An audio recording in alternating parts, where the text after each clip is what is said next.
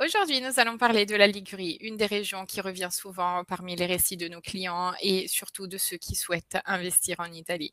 Le but de cette vidéo, c'est de vous donner un maximum d'informations sur cette région pour vous permettre de la découvrir et également comprendre si c'est une région qui pourrait vous intéresser pour un éventuel investissement immobilier. On verra également quelques chiffres sur l'immobilier en Ligurie pour voir si c'est un investissement rentable euh, qui mérite d'être approfondi. Généralement, quand on pense à la Ligurie, c'est l'image des cinq terres qui vous vient en tête, ou alors Saint-Rémy avec le célèbre festival, et tous ces endroits, disons, qui nous permettent de nous immerger dans la culture italienne. Pourquoi la Ligurie est l'une des régions préférées des francophones en général? C'est par sa proximité, disons, avec la France, la Suisse. Souvent, nous allons le voir un petit peu plus tard, nous avons beaucoup de clients qui viennent du sud de la France, qui, pour des raisons économiques, passent de l'autre côté et bénéficient de tarifs très avantageux donc sur la même côte. Donc on va y revenir un petit peu plus tard. Mais disons que c'est une région c'est la première région finalement du Nord qui est sur la mer. Donc c'est clair que généralement c'est l'endroit où les Milanais vont pour le week-end parce que c'est la localité, c'est la région la plus proche. On est plutôt sur 4-5 heures pour rejoindre, disons, l'Émilie-Romagne ou alors la Toscane. Donc, disons que là, on est plutôt sur 2 heures, 2 heures et demie. On est à la mer, d'où on se trouve. Donc, ça peut être super intéressant.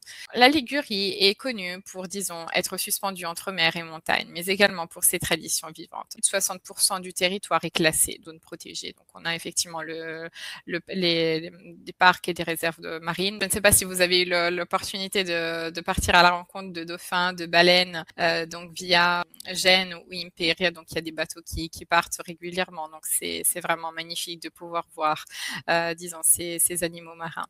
On a effectivement après toute la partie villages médiévaux, vues spectaculaires parce que généralement c'est des maisons qui sont en hauteur. On a des stations thermales anciennes, un petit bijou qui est à portée de main. Gênes est l'une des 4 républiques maritimes. Donc son port est le plus grand d'Italie et donc a un rôle central dans les échanges avec l'Europe, l'Orient et l'Amérique.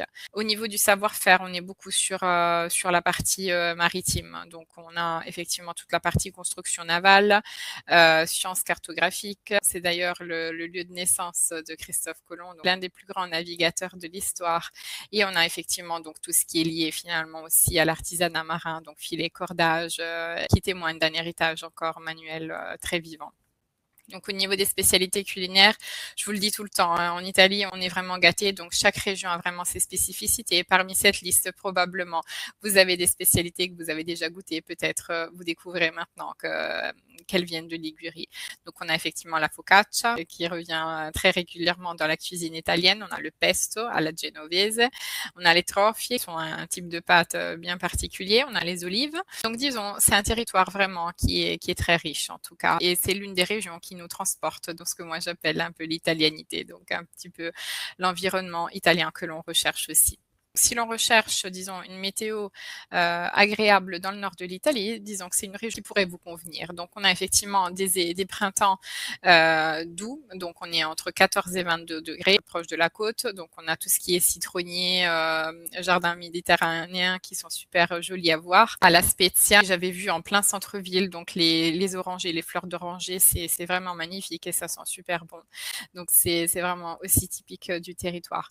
C'est aussi un bon moment pour faire des randonnées, tous les sentiers qui sont ouverts, y compris celui de l'amour. Le printemps, c'est une chouette saison. C'est généralement celle que je conseille pour faire un maximum de visites, même dans le reste du territoire. Et on a par contre une chaleur tempérée, même s'il fait quand même très chaud, on est sur 25-30 degrés, mais disons, il y a quand même la brise marine, donc n'étouffe pas non plus. Pas mal de festivals locaux et de spécialités de saison, donc pesto, focaccia, glace artisanale, donc il faut un petit peu vivre le territoire. Donc septembre, c'est une bonne saison pour visiter la Ligurie.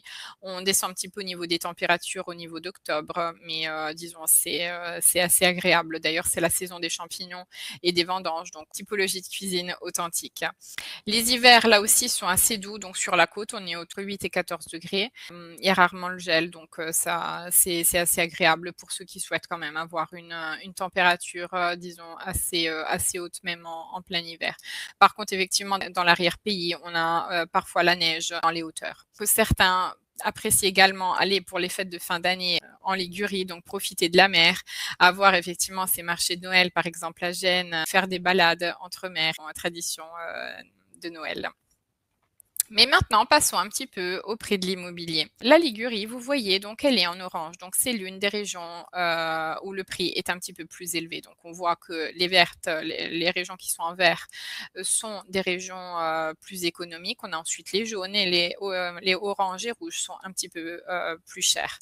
Donc on voit par contre la position stratégique qu'a la Ligurie, donc qui touche vraiment avec la frontière française. On est proche de la Lombardie, proche du Piémont. On est vraiment dans un endroit stratégique. Par rapport au prix de l'immobilier, pourquoi je vous disais tout à l'heure que c'est l'une des régions préférées des personnes qui habitent dans le sud? Parce que ici, on peut voir le prix de l'immobilier du côté français. Donc, on est à 5 000 euros le mètre carré, 5-10 000 euros le mètre carré, donc côté français. Et là, on est en moyenne à 2600. Donc, le calcul est vite fait.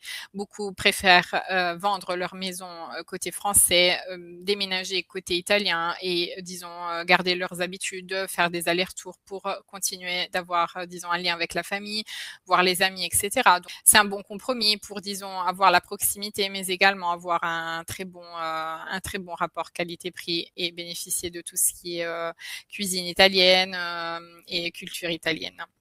Si on regarde un petit peu plus dans le détail, donc au niveau du prix de l'immobilier ces dernières années, donc on voit que donc après la pandémie forcément qui a touché un petit peu toutes les régions, on voit qu'on est en train de reprendre, disons, du terrain au niveau du prix. Donc on est de nouveau en hausse par rapport à l'année dernière, on a pris 0,22, c'est pas grand-chose, mais par contre on voit que la tendance est positive, donc ça devrait s'améliorer encore plus dans le temps. On voit que les régions qui sont les plus demandées sont la région de Savona-Imperia parce qu'elle touche vraiment la frontière. Donc, ce qui confirme un petit peu que c'est beaucoup par proximité avec la région aussi française que l'on achète en Italie.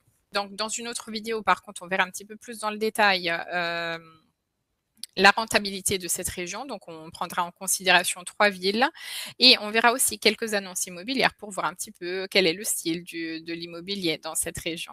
N'hésitez pas à m'écrire dans les commentaires si c'est une région qui vous plaît, en tout cas que vous souhaiteriez approfondir pour un éventuel investissement en Italie.